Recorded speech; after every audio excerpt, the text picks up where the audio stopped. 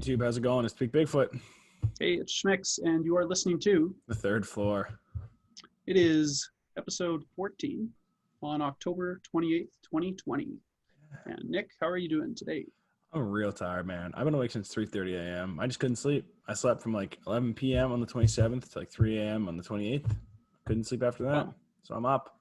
I'm So tired. that's why you got that thing around you right now. Yeah, dude. It's a Pretty much blanket asleep scarf. already. It's my girlfriend's, and I just like, it's cozy. I'm very warm. That's So dope. That's good. I love it. More Right men on. should wear blanket scarves. So I'm There you good. go. I'm tired, but I'm good. How about yourself? Nice. I'm doing pretty good. Doing pretty good.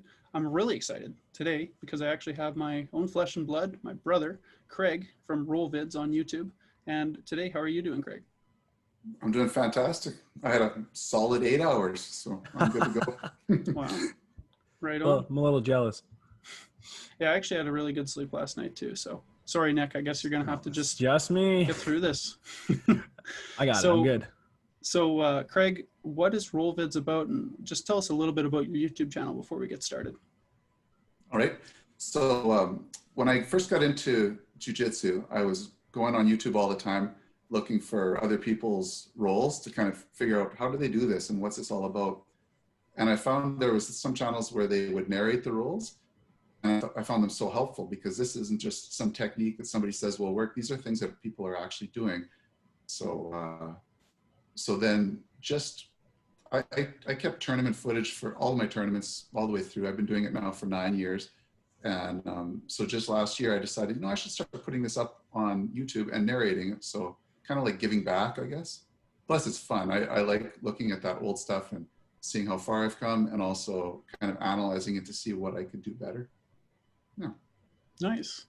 And if you haven't checked out RollVids yet, it's actually going to be in the basement down below or the description if you haven't watched this before. Nice. That's what we call our description box. And you're going to want to check it out. He's actually a quickly growing jiu-jitsu channel. But when you Yeah. look at Nick and I, our channels don't grow quite as big because we're in an oversaturated market.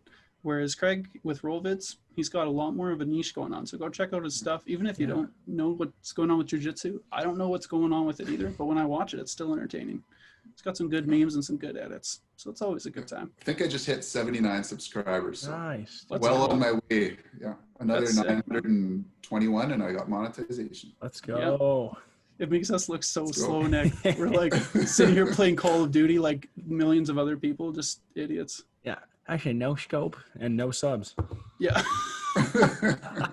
Yeah, dude. Oh, man. So for our special guest today, I have kind of a list of questions we're going to be going over. He's actually a little bit more mature than us. He has a few more years behind us. He looks like he's only like 35. So he actually is a bit older than that, and he has some experience that I'd like to tap into, ask him some questions, and he might even have some questions for Nick and I as well. Yeah. So the questions we ask, I'm going to try to answer just briefly from the perspective of Nick and me. Whereas with Craig, he's going to answer a little more in depth and tell us a bit more about his gaming experience.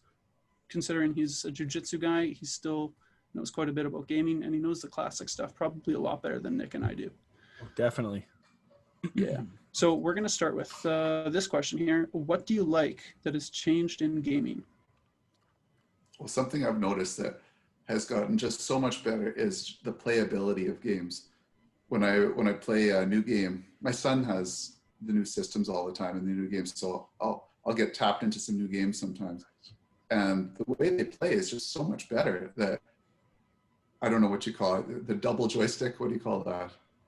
Well, DualShock, dual analog. DualShock, yeah. Well, yeah, those kind of things. So you can just spin around and control the view as well as your movement at the same time.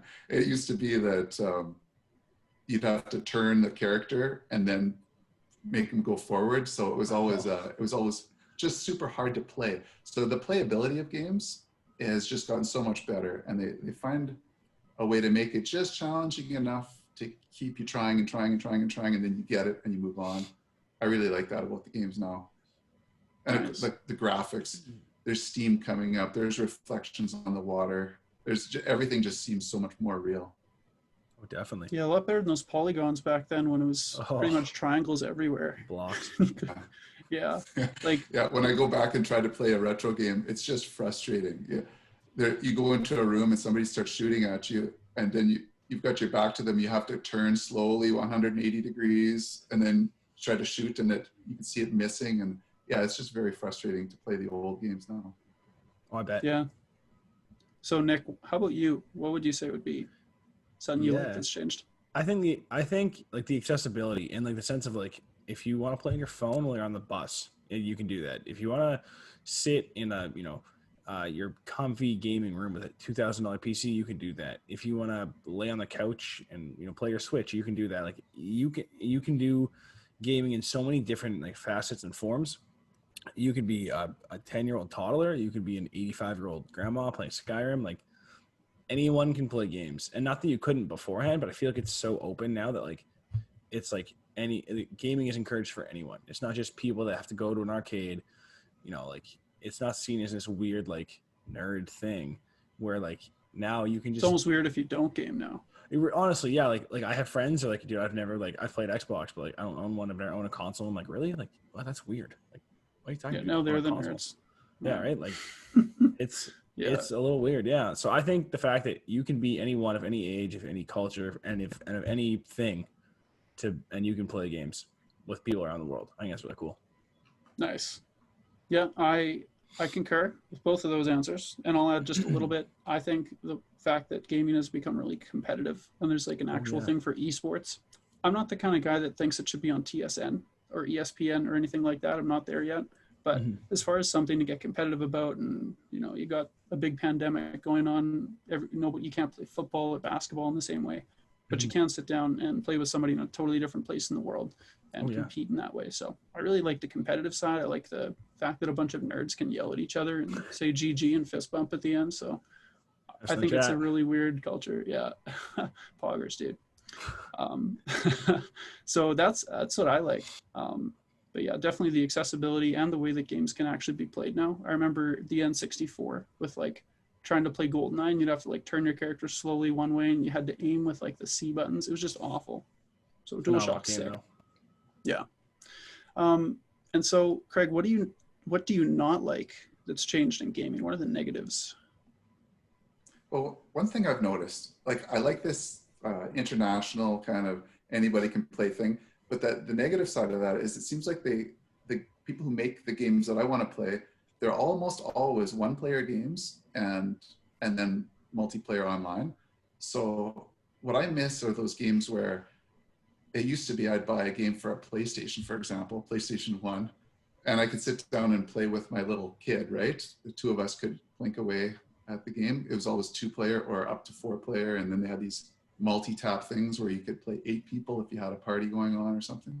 Everybody bought controllers, I guess. But it seemed like everything kind of went to that 1-player or online multiplayer. So I didn't really like that. I always wanted to, well, what if I want to play with my buddy? I guess he's supposed to have that same game and connect online. So that was a new thing that it's hard to get used to for the old guys. Oh, and definitely. Then there was something else I was going to say about that. It's the ratings too.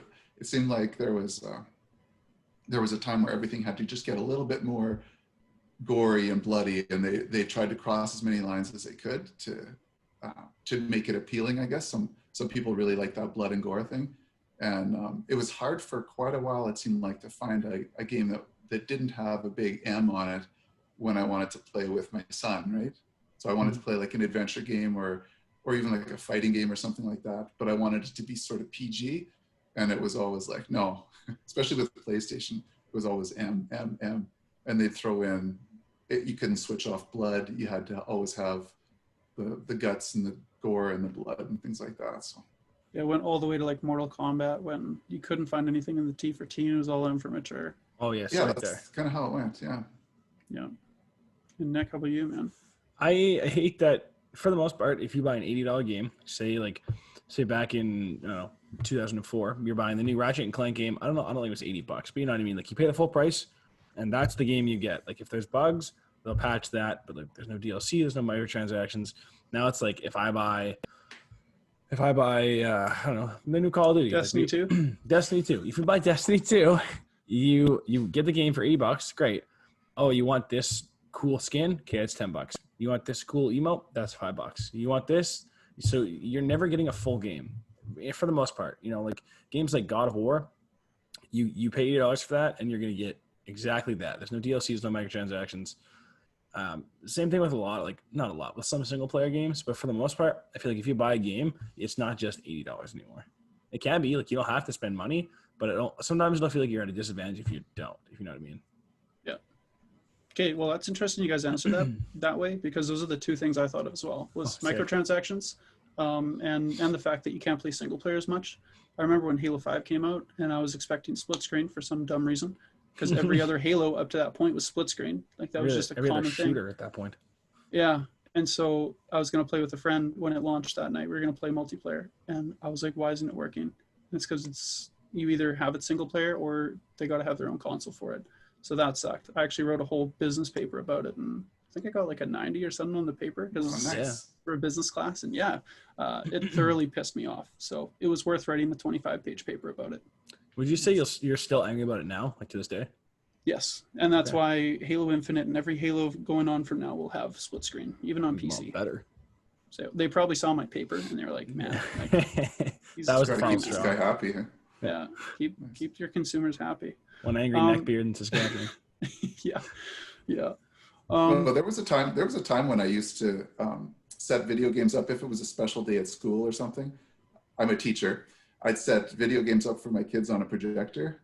And it would be split screen, and they'd be able to race, play Super Mario Kart or whatever, those kind of games. It seemed like, where did those games go where you can just have people playing at the same time on a split screen? Yeah, so, Nintendo kind of has a monopoly on that now, like for party games. So is there still games coming out like that? I'm kind of out of touch with. Yeah, mostly Mario Kart, Mario Party, Smash Brothers, all still come out. Like the last 3 years, one of each has dropped. Oh, really? Yeah, they're all split screen, multi-controller. Mm-hmm. But if you want that, you have to have a Nintendo Switch, and then you got to have at least 4 controllers. So it's like, unless you're just playing 2-player, then you need 2. But like Nintendo kind of leads that genre of like party games, because like Xbox and PlayStation are more focused on esports and single-player adventures. So Nintendo's got that. Going on to the next question. Do you prefer retro games or do you prefer modern games? Yeah, that's a tough one. It depends what mood I'm in. Sometimes I just want that nostalgic walk where I'll go, I want to play like Mrs. Pac-Man or something like that. But the thing is with that kind of game, I'm good for about 20 minutes and then it's like, what else we got here? The retro games are cool for a while, but they just don't have it anymore, right? So then I'll have to switch to a modern game, and those kind of games I can play for an embarrassingly long time. Like I could just stay up. If I didn't have to get up for work in the morning, I would probably just stay up late into the night and keep playing because I'm still interested. It keeps my interest. You're speaking our language. Wow. Yeah, you understand that, I guess. Indeed, yeah. No, but with the retro games, it's like, they're fun. They bring back good memories. I could probably try to play Zelda again, or a game like that, where it's an adventure game and there's a storyline. Did you ever play like the original Zelda? I have. Only watched it. Oh, you've only watched it. Nick, you played that? I have, yeah. I haven't finished it, but I have played it. Yeah, I actually never finished it either. No, I did own it. I think I had, back in the day, I think I rented it or maybe borrowed it from a friend or something, and I remember not finishing it. So, yeah, that's a good one. That's a game I'd like to finish in my life. I'd like to go back and finish that. Yeah. For myself, I'd probably say modern games, and it's probably just because I'm out of touch with retro games. To me, a retro game is like Game Boy Advance, which isn't really retro, but like there's a game I play from 2002, Metroid Fusion, and to me that's a retro game, even though it's 2002. But like, again, you can only play that so long until it becomes just an arcadey thing. So that's why I like modern games where I'm playing online and I'm competing, kind of the esports thing again. So it gives me more of an incentive to become better in the world at this game, which I don't really get out of retro games. So I have to say modern. But how about you, Nick? Right. I'm glad you said that, Jared, because I would agree. Like I'm 25, so like retro for me is like early 2000s. Like I owned it. I had a Super Nintendo, and I played it as a kid. But like I would like that's I think before my time. So retro for me is like PS1, PS2 era. So I would actually say my favorite is to go back and play retro games. Like if I could boot up my PlayStation right now and play like Ratchet and Clank Up Your Arsenal, Jack and Daxter, Sly Cooper, all these games, which technically I can, but it's a subscription service and I'm not into that, but like those games will always be fun for me. Like right now I could put in Ratchet and Clank, any of them, and enjoy it immediately right off the bat. Like Deadlocked, Up Your Arsenal, Going Commando, and I could play those all through the night. I love modern games, but I like that idea of just like weird blocky graphics. But it has to be a nostalgia trip for me. I can't just put in like Shadow of the Colossus. I never played it, so like it's probably really good. I don't care because I didn't play it. It's not nostalgic for me. I know somebody that played a lot of Shadow of the Colossus. Yeah, me too. I think This guy. Yeah, I love Shadow. That was a great game. Oh, nice. I've seen it played. I never got into it. I tried playing it and it was so tough, and I'm like, how did Big Bro do all this? Like, these things are hard to take down, but it is a really cool game. The hardest thing in that game was those stupid long horse rides. Yeah, I could never get on that horse, and I could never find the challenge. You just ride forever, and you're going around canyons, and the next thing you know, you're going the wrong way again.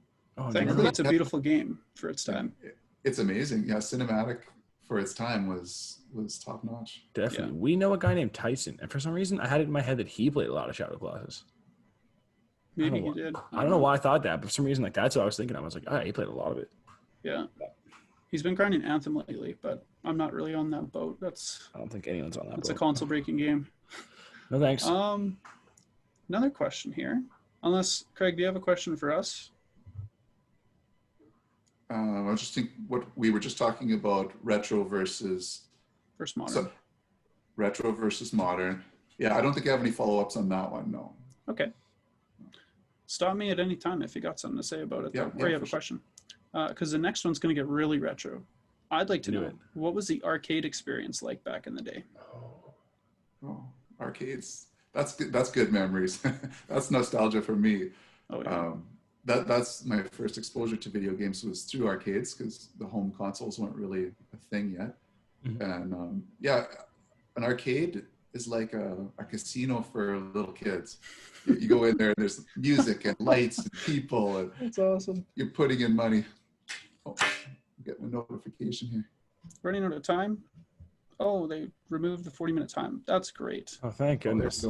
We're good to go. Yeah, let's put a Zoom. We're sponsored by Zoom now. All right, sweet. Thank you, Zoom. Yeah. Sweet. No, so arcades, they were popping up everywhere. There was one, of course, my favorite one was in the Northgate Mall. Like, I don't know what that mall is called now. The Dead Mall in Prince Albert. Nick, have you been to PA? I have. Yeah, I've been to PA. Oh, have you been to the mall downtown? No, we went to the Pen, and that was about it. Okay, it's about the same thing. Okay. Oh no. Yeah, no, it's the mall is having a tough time keeping businesses running in there. Okay. But it used to be hopping. Like all malls were the thing in the 80s, right? Mm-hmm. Late 70s and 80s, and I would get to go there on Thursday nights. My parents would bring me into the big city for my guitar lesson, and then my mom would get groceries at the Safeway, which was in the mall, and I would go straight to Wizard's Castle and start dropping some quarters. Hey, I'd always have a handful of quarters. Of course. Yeah, play those games. And yeah, I have some very warm memories of those times. It was I knew some of the guys who hung out in there. They probably weren't the coolest guys, but for me they were. Right. And we would play games. There was a few that stood out, like Elevator Action was one I played, and Excite Bike. Oh, and I haven't played these since. I don't know if they're on, if I can get them on a simulator or something like that. But Nintendo Switch has a lot of old games like that, so that's probably where you find them. Yeah, like Excite Bite. I've heard of that. Yes. So here's the ultimate one. There was a game called Journey, and it was based on the band Journey. Okay. Like Don't Stop Believing Journey. Yeah. Nice. And you had to save the little guys. Each of those little guys was a giant cartoon sort of head, tiny little body. And you had to take them each through a little mini game. So like the drummer had to work his way through a maze of drumsticks. The guitarist had to, he had a jetpack on, and he had to get through this little cave system. And when you saved all of the players, if you didn't run out of lives, all of a sudden this thing would just come alive. The lights would shoot on and it would blast Separate Ways Worlds Apart by Journey. And the whole arcade would just kind of stop what they were doing and we'd all just rock out to that song. And so that was by far my favorite game in there. Okay. And then there was also, there was games that came and went, like driving simulators where you sit down and you have a steering wheel in front of you. Those were cool. Or a motorcycle or a whatever. Skis, I remember these things you balance on and pretend you're skiing. And those are the kind of things you couldn't really do at home back in the day. So until Wii Fit came out. Yeah. What's that? Until Wii Fit came out with their little balance board thing. Yeah, they've tried to make some of those things work at home. Yeah. Well, did they have Miss Pac-Man there? Or when did your obsession with that start? Yeah, no, that started there because I'd have 5 quarters or whatever. I'd limit myself because otherwise I'd spend too much money, right? So I'd have $1.50 maybe, $2 max. Talk about microtransactions. Yeah. Oh man. Yeah, there you go.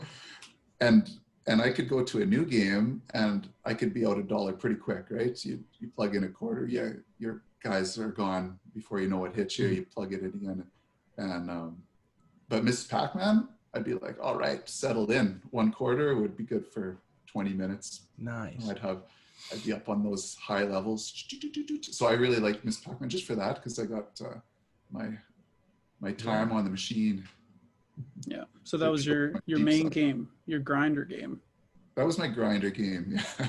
Nice. Embarrassing, but there wasn't too many options. Yeah. Right. It's actually a fun game. I remember when I got it for my PC. Well, not my PC, but when I was a youngin' and I got all these retro games on the computer. I remember you came over and we're playing and I was like, man, how is he so good at Miss Pac-Man? Like, where's this coming from? And like, I would die almost immediately because I was just a dumb kid. And then you were just killing it. I'm like, man, like, has he played this before? And you started telling me about this weird thing called the arcade that was so foreign to me.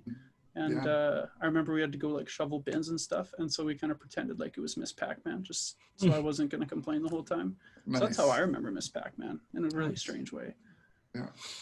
Yeah, arcades aren't really a thing anymore. Like they pop up. There's one on the mainland in Abbotsford, but like that's one of the only ones I know of in the whole area. Is that right, eh? Yeah, it's called Castle Fun Park. So it's got like go-karts, mini golf, batting cages. Oh, yeah, I've been there. Yeah. So it's like huge. It's a huge arcade, but I feel like it's not because it has a lot of modern games as well. So it's not what like an old arcade would be like. Right. But it's kind of similar. I love it. I love that place. Yeah. There's one like that in the West Edmonton Mall as well. Yes, there is. Yeah. Yeah. It's very niche, I think. There's Ruckers. Do you have Ruckers out there in BC? Don't know. I've been to Ruckers, but we don't have one here now. Those are sort of cheesy. Most of the machines are set up to like spit out tickets if you do well or something. Oh, okay. Yeah. Correct me if I'm wrong here, Jared.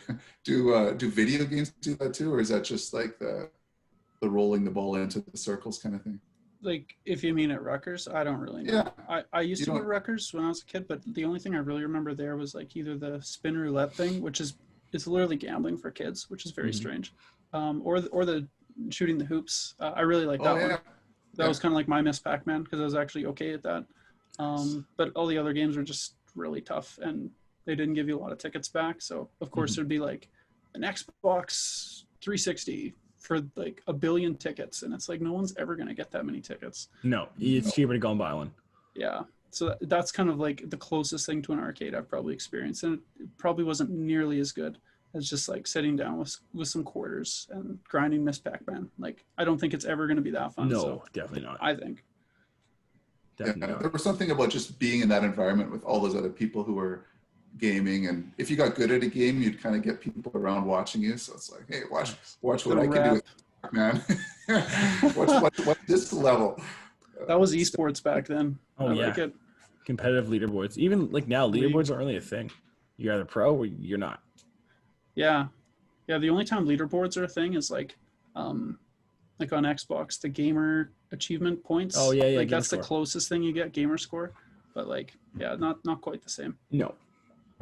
It's kind of funny when I talk to people that are a bit older and they're like, so like, did you get a high score? And it's like, I'm playing Halo 5 Slayer. I'm not worried about my score.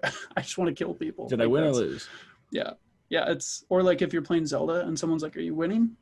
Yeah, Yes. I'm defeating the darkness of the Twilight Realm. I don't know. It's kind of a weird question, but that's a tangent. Anyway, I have one question here. What was your favorite console, Craig? What would you say? That's another tough one. I think whatever console I have at the time is kind of my favorite. So right now, my son left me his old PS3. So I guess that's my favorite console now. Oh, that's a classic console. If I would want to play, I would grab that and play. But when I got my first home console, it was what was it called? Gemini 2000, I think, and it was like a knockoff version of the Atari 2600, and that game, of course, was my favorite. That was the ultimate game machine at the time. But then, yeah, now I wouldn't. If I had a chance to buy one for cheap, I wouldn't even pick it up. It's not. The games are just too blocky. They go too far. They're hardly even playable. Yeah. But so as I went through the PlayStation 1, that was an amazing console. That's the last one that I bought, and I just thought that was the best thing ever. PlayStation with the discs and I don't know, the kind of games they could come up with at the time. Oh yeah, definitely. Metal Gear Solid came out with the PlayStation 1, and that was amazing. And but yeah, if I had to answer right now, which is what you asked me, I guess, PlayStation 3 would be my favorite console because I have access to it. Yeah, it's fun. That's fair. Nice. Yeah. How about you, Nick? Yeah, continuing with that trend, I'm gonna go PS2. I remember when I was a kid, we had a Super Nintendo, and it disappeared. Like it left our house, so I didn't have anything for a while. So then I went PS1, and then I went to PS2. My mom bought me a special edition white PS2, and I thought that was the coolest little. It was like thin, it was tiny. Oh, the slim, yeah, slim version. It was a slim white one, and I played everything on that. SmackDown versus Raw, NHL, Jack and Daxter, Sly Cooper, Ratchet and Clank, anything that I could get my hands on. Guitar Hero, I played it all. So like that console will always be fond for me. I actually still have it. It's in my storage in the back room over here. It's just in a box. I love that little old. It barely works. It doesn't read games anymore, but something about that era of games with that little console was so cool. The library was so big for PS2. Like the variation in games was insane. Yeah. And they made PS2 games like into the PS3 generation too. Yes, they just didn't stop. I'd be interested to know how long that PS2 was kind of the king game machine, though. I think that's why it has so many. It just kept going. It kept going, and I think it's actually still the highest selling console. I think. Don't quote me on that, but I believe it's the highest selling console of all time. Yeah, I think so. I'm gonna look it up. So to answer your question, PS2. That's fair. Good choice. I'm gonna say the 360, Xbox 360. Oh, and no. yeah, call me an Xbox soy boy, but that's just what I like. I think it's because that's when I started taking Halo really seriously. And I remember playing like kind of these weird games like Fable and Gears of War, kind of my introduction to the chainsaw gun and all this gore. And I was like, man, this console's sick. But the close runner-up would be the Wii. And Craig, you'd probably remember when it was Christmas and I got the Wii for a present, and I just like held it and hugged it and screamed like a little child. Yeah, you were very excited. You were a little child, to be fair. So yeah, it was actually. Yeah, here it's like, yeah, he was 20, and that was last week. Yeah. Yeah, that's a runner-up just because of the emotional attachment to it. But I think overall, for like pure enjoyment, probably the 360. It just had the sickest games, man. Nice. Is that where you got your Metroid Prime? No, Metroid Prime's GameCube. Oh, that's GameCube. Yeah. Okay. That's the GameCube had a lot of good games, but I don't even have many. I only have like 5 or 6 GameCube games, but they're really good ones, like Super Smash Bros. Melee, Pokemon Coliseum, Metroid Prime. Like those are the big ones. What's that one called? Like Nick, what is the soccer one with Mario? Is it Strikers? Mario Strikers, man. Yeah. Oh. Yeah, like that's like the staples of GameCube. Did you play a lot of that or what? I played that. Okay. I know it's big at Briarcrest. Yeah, we played a lot of it at Briarcrest. I watched somebody get their chest waxed. Messed that up. Chest waxed.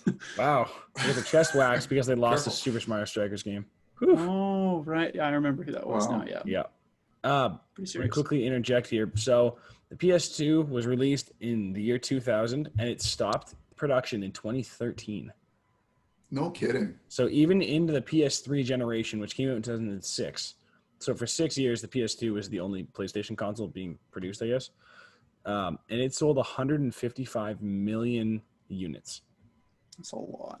But guess what's a close runner-up behind? Like 1 million behind.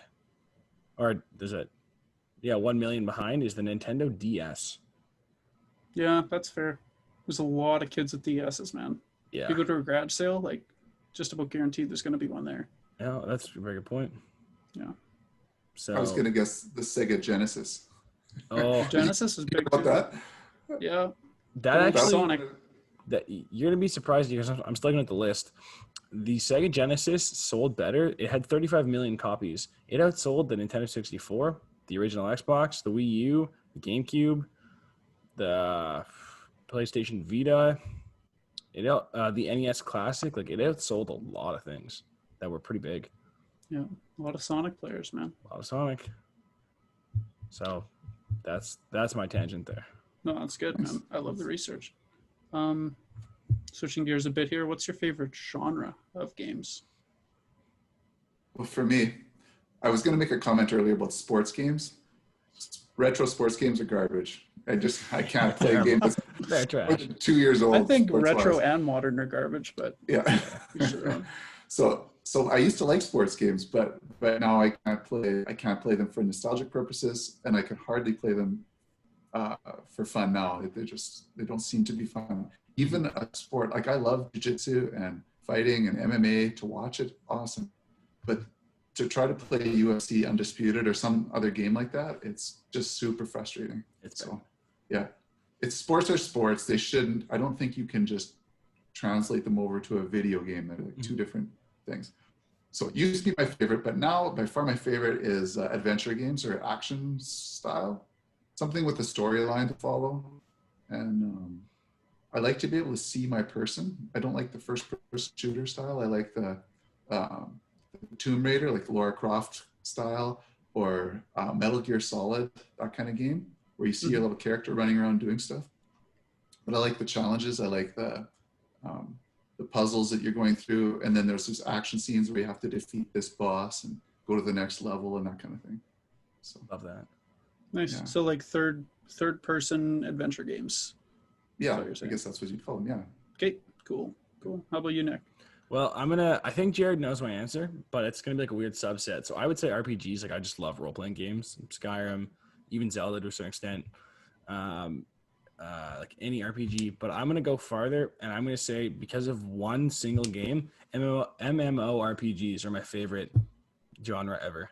World of Warcraft changed my life for good and for bad, and that game like will always be with me for good and for bad. Dude, I kid you not, I would get up at 6 a.m. and from 6 to 6:30, I would squeeze in a half hour, and then I would go to school and I would come home and I'd play from like 3 to 7, and then I sat on the same spot on my couch so much I broke it. There was like a permanent, like not just like an indent, like the frame was broken because I sat there so much and played World of Warcraft. So isn't that where you level up and pretty soon you're riding around on like dinosaurs and stuff? Yeah, and it's like there's crazy epic quests and dungeons, and I just got so immersed with it that like MMORPGs, well, I don't really play them anymore. Like I don't play Destiny anymore. I play a bit of Elder Scrolls Online, but like I don't play them much anymore. But it was so impactful for me. It's my favorite genre. Yeah. Can I ask a question about that? Yeah. What is an MMO? What does that mean? It means multiplayer, massive multiplayer online, or multiplayer massive online. Yeah. No, you go. Okay. Massive multiplayer. Yeah. So it would be like if you gathered a bunch of people together and you all played the same multiplayer game, but like continuous. So like Call of Duty wouldn't be that because you meet people and then they leave. I think. Am I explaining that good, Jared? Yeah. No, you're right. Like where you can have a clan of people that you work together with. So Destiny would be considered it's a first-person shooter, but it's also an MMO, because if you get a clan together and you're like, hey, we need 6 people to complete this raid, you're together with those people the whole time. Whereas Call of Duty or Halo, you just play and then it's like, okay, goodbye, and you match a totally different team and do something else. I see. Yeah. Now, in that game, Nick, do you does time just keep passing? Like when you're sleeping, are there other people that are? Yeah. So you kind of want to get back in there and take what's yours? Is that kind of the idea? Yeah, kind of. So like it's almost like The Sims in that way. So like even if I'm not logged in, the world around me is still evolving. Like other people are completing quests and doing raids and my clan maybe doing stuff. And then I'll get back on and I'm like, okay, well I gotta do these quests and I need to explore over here to get this gear to catch up to what my friends did. So it's always evolving and ever growing. Okay. I got nervous when you said RPGs. Because when I think of RPG, I think of Final Fantasy and yeah. like the games where there's turn-based combat. I love those. Those just, oh, do you? Yeah. But they're not for everyone. They're like a weird trauma-inducing niche. Yeah, because there's different types of RPGs, like turn-based RPGs like Final Fantasy or Pokemon. They're very different than like Skyrim, because Skyrim's like an action RPG where you're kind of this hero that's going to take on these dragons or free this kingdom from some tyrant, but you're actually doing it. You're doing the action part of it and you're fighting them in real time. Okay. So there's variation in RPGs. Yeah, turn-based is not my favorite. I enjoy certain ones, but I'm not a huge fan of the genre as a whole. Okay. Yeah. Jared, what about you? I could probably take a guess. Go for it. Take the guess, man. I think you're a shooter guy through and through. FPS shooters all day. Yeah, I think you have to be. Yeah, like third-person shooters are okay, like Gears of War or like the Fortnite style. It's okay, but like for me, I love first-person, like Call of Duty, Halo, Battlefield, Destiny. They're just bread and butter to me. I like other genres, like I like racing games and I like action-adventure games and RPGs like Skyrim. But when it all comes down to it, I spend probably 90% of my time playing FPS games. Mm-hmm. They're just fun. But the whole sports thing. I think we could make a whole show, like a whole third floor episode about it, because there's only one sports game I can really play for any amount of time, and it's a golf game, because the courses are always different. So at least there's something different than like a rectangle, because if you're playing basketball, it's always a rectangle. Football, it's always a rectangle. Like it's just baseball, it's always a diamond. So with gaming, it just doesn't seem that compatible, at least for me. There's not enough environmental change. Mm-hmm. I also feel like with basketball, for example, like LeBron James is going to be on the fly. Like he's going to drive down the court, he's going to get past to Kevin Durant, and Kevin Durant's going to hit like a sick play. And like, if I'm one guy playing an NBA game, I can't really communicate to this person to do that, to do this, like it's just not the same. Yeah, actually the worst one would be like football, because you're kind of restricted to playing quarterback all the time. Even if like in real life you're an O-lineman or something and you buy the new Madden, it's like you'd have to specifically select that character, which most people don't do. They just play quarterback. I never have, ever. Yeah, sports games don't grab me. So no. I definitely agree with Craig. It's modern or retro. I think they all suck, but I'm just negative. I won't tell the story now, but Jared and I played FIFA together once, and it was like the weirdest experience I've ever had playing a video game. It's not great. What do you mean? We played. Go ahead. Soccer, like FIFA 15. We played 15, yeah, and I don't think we got a single shot off. We couldn't figure it out. Like we just missed each other. Like each time, we couldn't even. Yeah. Oh. Like we missed the net. We didn't understand what we were doing, and I was like, "This doesn't translate at all." No. Yeah. Like you can be so good at a shooter, and then try to translate that to like a sports game, and you're just crap. There's nothing you can do. Ugh. Oh well. Any questions yet, Craig? Any that are on the mind? Not yet, no. Okay. All right, so I got another one here. What are some of your favorite games? They don't have to be in a particular order, but just your all-time favorite games, maybe the most time you spent on them, or ones you got the best experience with, or just a lump, no order needed, of some of your favorite games of all time. Okay, I can do that. Super Mario World, that was amazing. That came out, I don't know when it came out, but we played it in university. So there was a bunch of us that were playing it. I had a roommate he spent far too much time playing that game, and he had unlocked everything. There's lots of little things you can unlock. And he had that game. I think you can see your percentage complete or something. And he had finished it. Like he had finished every possible variation of every level, and every secret was unlocked. So we had a lot of fun on that game, I remember. And then I think one of my favorite all times would be with that PlayStation 1 and Metal Gear Solid. Have you played that? Have either of you played that? I haven't played it myself, but I've seen you play it. Okay. I've watched quite a bit of it on Twitch, but I've never played it myself. So that game, yeah, it's just an amazing story of this tactical espionage where this he swims through the channels up into some Alaskan, I don't know, fortress where he has to take on all the bad guys, and it's a lot of stealth, and I really like the stealth kind of games. And so I fell in love with that game and that series until it got weird later. The first 2 or 3 were very, very good games. And then, what was that game? Splinter Cell. I got Splinter Cell for my PC. Love Splinter Cell. And actually, if I had to pick my favorite game, that would be it. The new Splinter Cell. Really? I played it. I think I have it here. I brought a couple of. This one, Blacklist. Okay. Oh, nice. PS3. Yeah. That's a classic Sponsor, game. Maybe. Yeah, that's classic. What? Well, it's weird. Like to us, a PS3 game would be like a NES game for you. Oh, so okay. It's kind of like. Yeah. Strange. No, it was new to me. I just played it. It was one of my son's games, and I was kicking around, and he says, "I think he'd like this game." And man, that is a lot of fun. Oh, and you can play that in 2-player. Nice. Can you? I don't remember. Oh yeah, there's 2-player options on that one, so you can work together to figure things out. So that was kind of cool. Nice. But anything sneaky like that, I love that. So Splinter Cell, Metal Gear Solid. I tried Assassin's Creed. I just gave up on it. They're hit and miss. Yeah. The old Assassin's Creeds were really good, but it's kind of same for me. The further it went on, it just maybe it's kind of like Metal Gear Solid for you. Like the first MGSs were awesome, and then it kind of just turned weird. I think that's what happened with Assassin's Creed as well. Yeah. There's a clear divide on that one. People love them or they hate them. Yep. Yeah.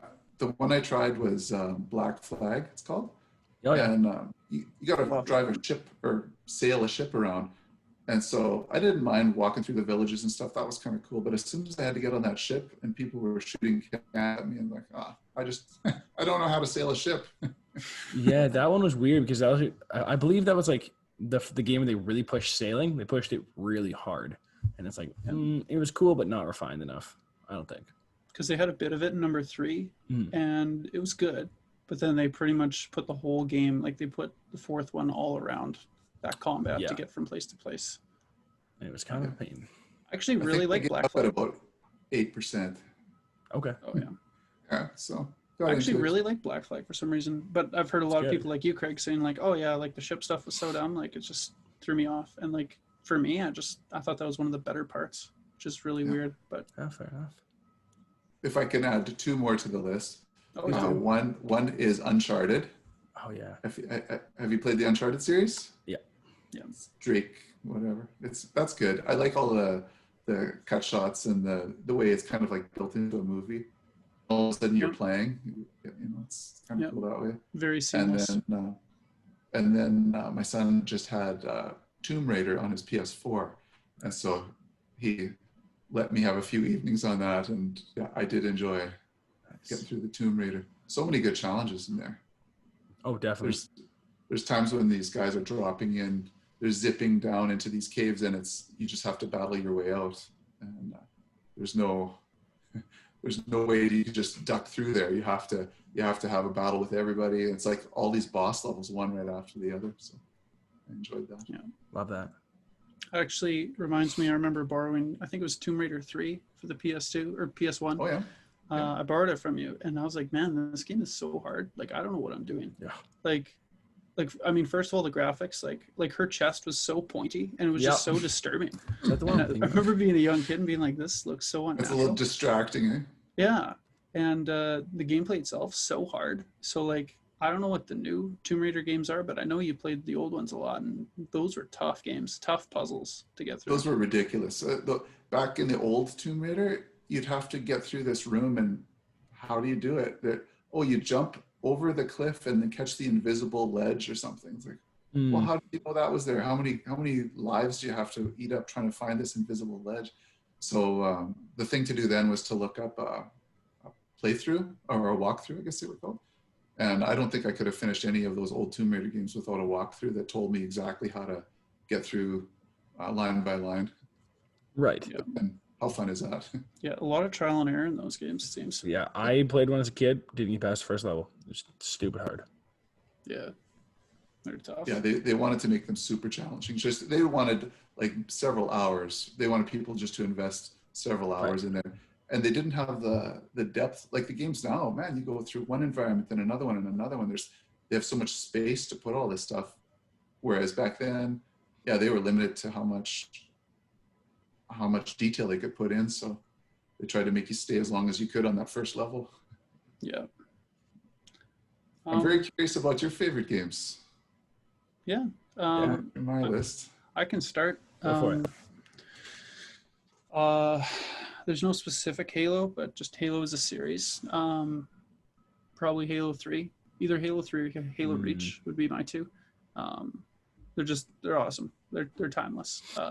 And now they're remastered, so I can play them in 4K at 60 FPS. It's awesome. So those are easy picks. I also really like the Gears of War series. Probably Gears 2 would be my favorite out of those. Amazing. Yeah. And probably like Pokemon, just the Pokemon series in general. Sapphire was probably my favorite. And then I'll say Skyrim. I don't know much about Elder Scrolls, but Skyrim was such a sick RPG. So those would probably be my 4 quick, off the top of my head picks. All right. Mine, yeah, I would say like World of Warcraft. Like I've already talked about that at length. My favorite game of all time. That game's incredible. The God of War from 2018 made me cry at the end. That game, I bought a PlayStation to play that game, PlayStation 4, just to play that game. So that was a good experience. Because we're talking about retro, like I could go on about Pokemon or all these old series. I'm gonna say Simpsons Hit and Run. I don't know if either of you played that. It was like a weird Simpsons meets like a family friendly-ish Grand Theft Auto thing. It was real odd. Really strange. But the strangest video games. It's like I don't even know how it got popular. No, it's like a weird game that shouldn't have worked and did. And it was for me, I could play that game anytime, and right now I could play it and I could sit and play the whole thing. It's a phenomenal game. And then just the Borderlands series as a whole. I love Borderlands. Yeah. And Pokemon. I was thinking you'd probably say Borderlands, considering like you're invested. I love those games. I will always be a fan, even if they're not great, especially the new one. Yeah. So that's my quick list. No, that's good. Just wondering, Craig, Nick, were you wondering if that was what we were going to say, or was that kind of like, oh, I thought they were going to say something different? No, those are, I don't know what I would have guessed. Okay. Some of those I'd never heard of before. The one that you mentioned, Jared, you said if mechanical mech warrior or something like that. No, that's not what you said. Gears of War? My picks, Gears of War was one I said. Gears of War, yeah. Is that one where you climb into machines? No. And operate them? No. Oh, No, that's Mech Assault. Yeah, that's the one I was picturing. That's Mech Assault from the original Xbox. Oh, okay. Yeah, that was actually one of like I think it was a launch title actually for the Xbox. And like, yeah, that's a sick game. So I played Gears of War. Gears of War, what's that then? Gears of War, I think it came out in 2005, and it was for the 360, and it's a third-person shooter, so you can see your, just like Tomb Raider, you can see your character, but it's kind of a duck behind cover and shoot. The storyline's revolving around these weird kind of creatures. They're called locusts, and they've come up from under the earth. They've been there the whole time, but now they're going to try and take over the world. And it's actually a really like for the time, it was a very gory game. Like you literally had one gun where there was a big chainsaw on the bottom of it. So if you got in really close combat, you just literally just and just saw them right in half. Yep. So it was pretty insane. Yeah. And like Nick, you played a lot of that too. I did, yeah. I would equate that in the terms of gore to like that was the new Mortal Kombat. Like parents are like, whoa, that's gory. Like that's very gory. That story was incredible. You fell in love with the characters. Everything about it was like unique. It was weirdly gritty, but like you wanted to keep going. Yeah. Yeah, it was a lot of cool boss battles, and just the whole idea of it was really depressing, which isn't really that common in a lot of games at the time. Like story-driven games are more about warfare, but this was like warfare if everything was sad and everybody was dying and there's these alien things that you don't understand and you have a small squad to work with. So the story itself for me was really cool, and then the gore on top of it just made it like a fun horror movie video game for me. So that's Gears of War in a nutshell. Sound like it's up your alley, Craig, or what? I don't think so. Nick, you said Hit and Run, The Simpsons Hit and Run. Yeah. Have you ever played Bart's Nightmare? The old No, one? what's that? Oh, I don't even remember how it went. It was a thing. I'm gonna look it up. The way games used to work is you would just go down to the local convenience store and rent games. Okay. Still rent games? I don't think so. You can't. No, not really. Yeah, I remember doing that like way back. Yeah. So I had a Super Nintendo when I was in college, and like I said, that's when we played at Super Mario Brothers. But if we wanted to do something different, we'd just go rent some games at the Jim Dandy's store or whatever. And one of the games we rented was this Bart's Nightmare, and it was really cheesy. I'm sure it was before Hit and Run, because I think that was for PS2. Yes, right? it was. Yeah. So this was like way before that. It was Super Nintendo. Okay. And if I remember right, I think Homer is walking around. He has like laser vision eyes, and you're Bart, and you run around on a skateboard and do stuff. But it gets really, you know, those Halloween kind of movies or Halloween shows of The Simpsons? Yeah. The weird, gory ones. That's kind of the theme it took. It just went into the weirdest things. So. I'm looking at pictures of the game, and I've seen the game. I've never watched it be played. I just like recognize pictures from it. Yeah. That's I remember cool. renting that more than once. It was just kind of fascinating to see. And of course, we like The Simpsons. That was big at the time. So. Of course. I have a question actually on the note of renting games. So how did that work back then? Did it save to the Sega, to like the Genesis, or like if you rented a game, say for a week, like you rent Bart's Nightmare, and then you return it, and then 2 weeks later you rent it again? Is it going to be saved to your Sega, or would it be saved to the cartridge? Like, so someone could have deleted your progress and. I don't even remember it saving at all. Okay. I remember a lot of games, they weren't really designed for saves along the way. Okay. Yeah, I just remember having to start fresh. If you ran out of lives, you start right from the beginning on most of those games. But There's probably some with passwords though, right? Like where you'd put a password and it would get your progress back to where you were. Yeah. Okay. Pilot Wings was a game like that where once you got your license, you got your pilot's license at that level, it would show MJ2R341 or something. You write that down so that next time you play, you can just punch that in and you're good to go. I thought you actually had like a password memorized, and I was like, wow, that is so That's useless. crazy. How has that not left your mind yet? Oh, yeah. Man. No, so you could either do it through passwords, or sometimes you just leave the game running and Hope for the best. hope the power doesn't go out in the meantime. But Okay, I like that. There was, I don't remember how we could say there was the memory cards for the PlayStation. One of those, yeah. PS1, I think, was the first memory card I remember. I remember before I got a memory card, because I got a PS2 for Christmas, and I was like, oh, I don't have a memory card. So I would do that very thing, just leave the console on overnight and get back to it in the morning. But the poor fan was probably just dying. Like, let me sleep. But that's what you had to do. Days. Even the original Xbox 360 came with a memory chip for some of them. I had a memory chip. On a 360? I had the Xbox 360 arcade, and it had like 500 megabytes of storage. It was abysmal. Or it didn't come with a hard drive on the side. So I bought a memory chip, like an Xbox brand memory chip, and I put it in the front like they have for the new Xboxes. And it gave me like a ton of storage. Yeah, so they continued for a while. Yeah, it's strange to think like memory cards were like 8 megabytes, and like that would fill, that would take forever to fill all those save files. But the PS2 one was huge. Yeah, and now it's like if your console isn't like at least 1 terabyte, you're screwed. You don't know what you're doing. Yeah. I was telling someone this the other day, it's kind of a tangent, but if you were to install Warzone and Halo 5 and Destiny 2, which are like 3 very popular games, that would fill a 500 gig Xbox. You'd be done. Yeah. 3 games. Yeah, it's ridiculous. Yep.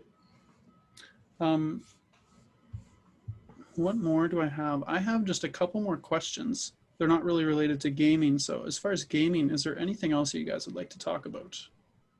I think I've covered everything I want to talk about. Okay. Yeah, that's more about gaming than I've talked about for probably a decade. So that's awesome, man. Well, we're glad we got to be the lucky ones to have it. Of course. I'm kind of curious about how, like, I can spend every weeknight for a week playing a game, and then I'm done for a while. And like, I haven't played a video game now for probably 2 months. but then I might binge play a game if I find one or whatever. Right. How much time do you guys spend playing games on average? Ooh. I would say I'll start. Like for me, I would say probably like on average 2 hours a day. Like whether I play like a little bit of Animal Crossing, like I'll play like 10 minutes or I go to work, and then I'll play maybe some Fortnite after work, or I'll play like whatever I'm currently playing for a few. I would say probably like 2 hours on average a day. But on like a weekday, like I think this past weekend, I played Fortnite for like 6 hours. So like I would say if within a week, probably like 10 plus hours. Jared? Yeah, I think mine's even a little more embarrassing because like it's rare. Like there are some days where like there's a lot of university work for me to do, or work took a long time, or there's things came up, or I'm hanging out with friends or whatever, and I'll end up not gaming that day. But for the most part, like on an average day, I usually stream like an hour or two, and then when I'm not streaming, I'm playing something else, maybe a retro game, something on the GameCube or something.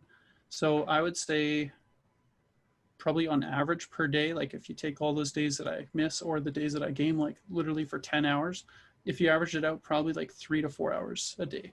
Okay. But again, I'm kind of like a competitive player, so like I'm constantly trying to get better at Halo or better at COD or things like that. So it's kind of like a sport in a way like that. So as embarrassing as it sounds, it's fun.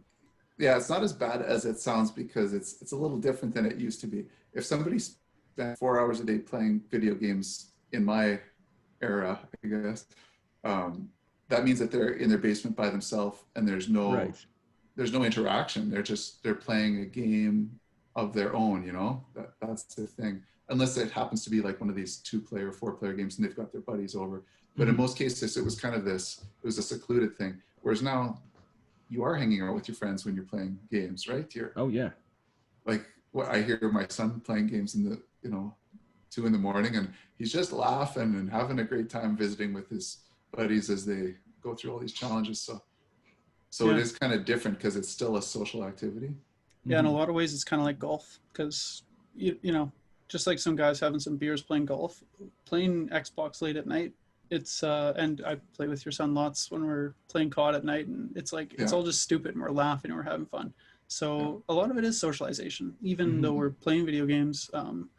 Even if you're being sweaty and you're playing like a competitive game of Halo 5, like I play with this fellow from Quebec, and we're communicating, and it's like, like we're a team, we play together a lot, so we know our different call outs and the maps really well. So it's socializing, but it's also like a team. It's like we're playing a little sport that's COVID approved because we don't have to have any physical contact. So I kind of look at it in a positive way. When you have to be locked in your house, at least I can still compete in this way. Right. Yeah.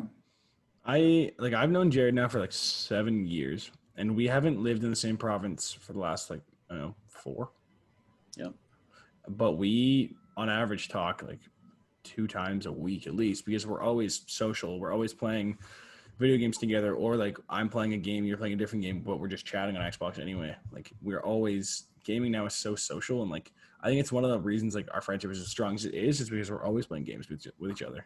Like if gaming didn't exist, we wouldn't probably even be talking right now. Well, we obviously wouldn't because of the podcast, but we might not even still be good friends. So. Yeah, like friends I don't play video games with, I don't really talk to. Like we've drifted apart because like what else?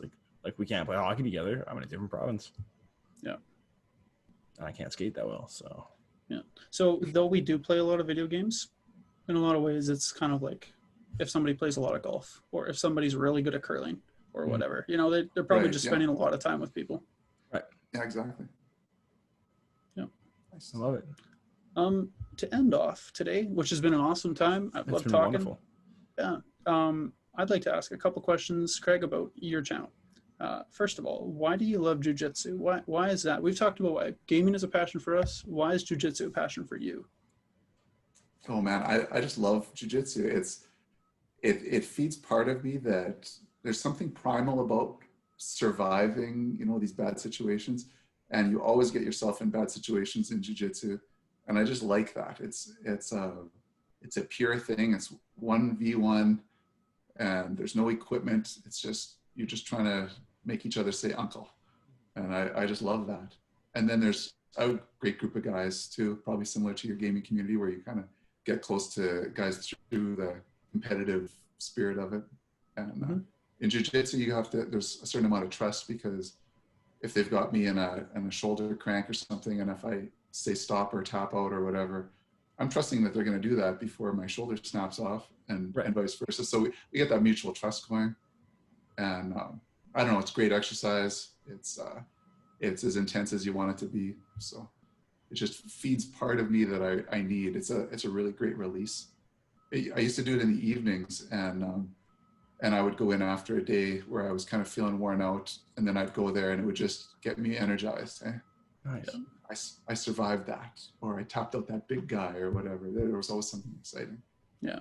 Now I do it in the mornings because we're just in a small group. There's only 3 of us, and it's not quite the same, but we're just holding out for COVID for now. So see how it goes. Yeah, and at least you're getting a lot of physical exercise with that. Like the one time I did do jiu-jitsu, I was sweating so much. So like, it's not like one of those social sports where you're just chilling. It's actually really hard work. Yeah. So I never work physically as hard as I work every time I do jiu-jitsu. Yeah. There's no other sport that I would go as hard as in jiu-jitsu when you're trying to protect your neck or you don't want your arm ripped off or something. Yeah. Have you ever tried jiu-jitsu or like any kind of wrestling, Nick? Or yeah, I was huge into wrestling in high school. Like, when my school didn't have a team, but we did it in gym class, and I was really good at it.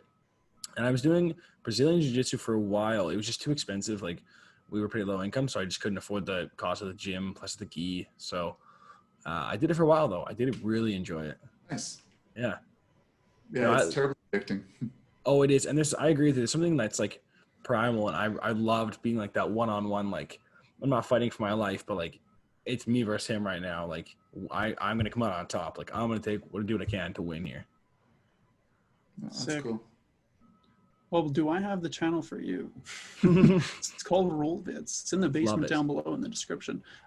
What are your future plans, Craig, for RollVids? What do you have coming out? Well, I was hoping to go to more tournaments. Mostly it's tournament footage that I'm showing, and then I just narrate through the tournament rules. But it doesn't look like I'm in any tournaments. So the last week or so, I've been dipping into some old footage again, looking for some old rolls. I just posted one today of a roll, just myself and a buddy, Jed, and we're just giving her training. It's not as exciting as the tournament. So I like the tournament footage because then it's more you get a little more jacked up and I'm trying harder. Whereas when I'm training with somebody, we're taking it easy. We're being sure not to hurt each other and things like that. So, right. Yeah. So cool. Future plans will be to obviously get more tournament footage in there. And I'd like to do some sort of theme things like why I love jiu-jitsu, do a video about that, and what happens when you love jiu-jitsu too much. You know, those kind of maybe more funny videos. I don't know. Yeah, have some variety. Yeah. Well, I'm pretty sure it won't be long till you're hitting 1,000 subs and you're getting monetized because you're growing quickly. So. Well, now that I got this exposure and this shout out. Oh. Dude, the 6 views that this video gets, man, 6 you're new gonna be subs. flying. That's 6 new subs. There you go. Nick, how about you, man? What's in the oven?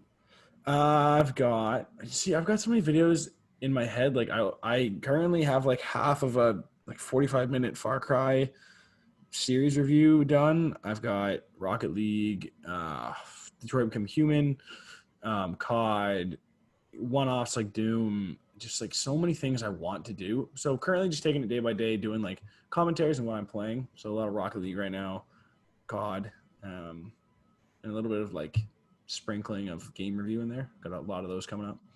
And then the third floor every week, usually Friday if I get around to editing it. Yeah. So that's what I got. How about yourself? Right on. For myself, I actually was just editing a video before we started. And I actually got an 86 kill game on Black Ops 4. It was actually like nuts. I don't know what happened. I just went primal, if we want to use that word again. Yeah. Yeah, I don't know what happened. I had an attack helicopter and it just beamed the tar out of people and it was on Nuketown. So there was just no chance for them. So that was really fun. I'm just editing that through and just did my commentary. So I'm going to hopefully get that out soon and I'm going to be doing a lot more Call of Duty content. because Heck Halo yeah, Infinite we are. is dropping, so we're just gonna play the crap out of Cold War when it comes out. Yep. Craig, do you know that game, the new Black Ops No. Cold War? Okay. It's a new Call of Duty coming out, so Nick and I pre-ordered. We're ready to go, and we Yeah, need some we're new excited. content. So I'll watch your video. Oh, I appreciate that. Do you do any gameplay on your videos? I know I've seen you on Twitch, Jared. But you do gameplay in some videos, don't you? what do you mean, like narrating the gameplay, or? Yeah. When I see you playing a game, Yeah. what channel is that? A different channel? Well, like if you're meaning like live, like me playing live will be on Yeah, Twitch. yeah. Yeah, like on Twitch. Oh, that's on Twitch. Oh, okay. Yeah. So like live will be on Twitch, and then usually on YouTube, I just will take either like a Twitch clip, like the one I'm editing now, the 86 kill game. I'll just edit that and talk over it, because usually I have music in the background that's copyrighted, so I can't really add that. I see. Yeah. But yeah, a lot of Twitch is just grinding, just playing a ton. YouTube is more of, for me, it's kind of talking about the games and talking about what's going on. And then Nick has more like playthroughs and commentaries. Like Nick's going through a game called Detroit Become Human with his girlfriend right now. So like that's he's really good at that kind of stuff, going through a story mode game. So in those situations, Nick, are you talking to the viewer as you're playing, or Yeah. is it after the fact narrating? I like, for some things I'll do, like my most recent video I did after the fact, but I love to do like live commentary. So for my Detroit Become Human video, it's just like my girlfriend and I playing with the mic in front of us, and we'll just talk like, oh, what's going on right here? Like, this is unique. Like the last one, we had a big moral decision, and we kind of like talked it through. Oh, nice. So I love to do live commentaries. It's my preferred thing. I'm just not great at them yet. yeah, so to really simplify it, Nick's more of like a live commentary guy going through a game in a playthrough sense, whereas I'm like, I get a sick game, like a sick clip, and then I'll talk about that clip post commentary kind of thing. I see. And then if you want live, you got to come to the Twitch channel to see it actually happening. Yeah. In time. Yeah. Cool. We all got different channels, so it's cool. But Yeah, Craig, I right. think you're growing the quickest, so I'm excited to see you get monetized on YouTube. That's gonna be sick.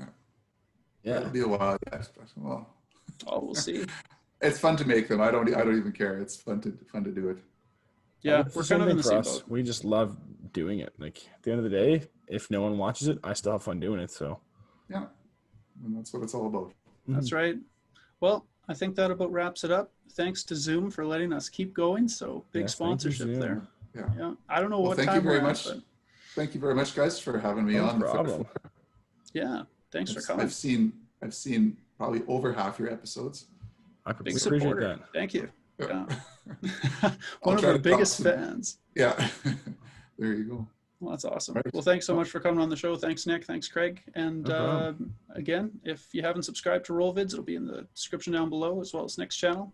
And we'll be here next week, same time. Peace out. Later. See you. And that is it.